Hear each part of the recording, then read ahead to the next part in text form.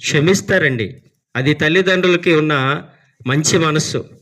ఈరోజు మరి అదే మనిషి బయట వారు తప్పు చేసినప్పుడు ఎందుకు క్షమించలేకపోతున్నారంటే నావారనే ఆలోచన వారికి లేదు. అందుకే యేసుక్రీస్తు ప్రభువారు ఈ లోకానికి వచ్చినప్పుడు ప్రభువారు ఒక మాట చెప్తున్నారు ఏంటంటే, మీరు ఎదుటివారి అపరాధములు మీరు క్షమించిన ఎడల మీ అపరాధమును నేను క్షమిస్తాను అంటున్నాడండి. ఒకసారి ఆలోచన చేయండి.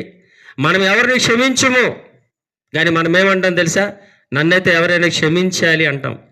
ఏమండి, క్షమించడం అనేది సామాన్యమైన విషయమా అని ఆలోచన చేస్తే క్షమించడం అనేది ఎవరికి సాధ్యమవుతుందంటే, దైవ మనసు ఎవరికైతే ఉంటుందో, దేవుని మనసు ఎవరికైతే ఉంటుందో వారు క్షమించగలుగుతారండి.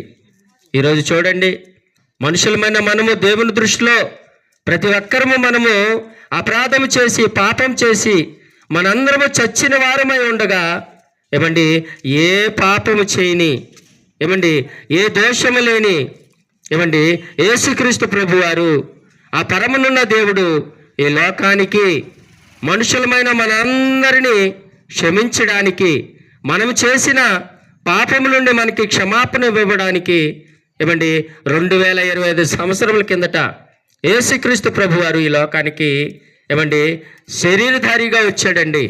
శరీరధారిగా వచ్చి ఈ లోకానికి ఏమి నేర్పించాడంటే క్షమించడం నేర్పించాడండి.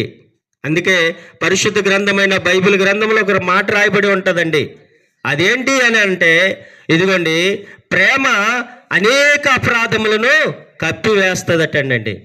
ఏమండి, ప్రేమ ఉంటే నిజమే కదండి, మనం ఎన్నో అపరాధములు మనం క్షమించగలుగుతాము. దేవుడు ఏమండి రోషం కలిగిన దేవుడు, దేవుడు పరిశుద్ధుడు, ఏమండి దేవుడు ప్రేమ కలిగిన దేవుడు, ఆ దేవుడే క్షమించగలిగిన దేవుడు.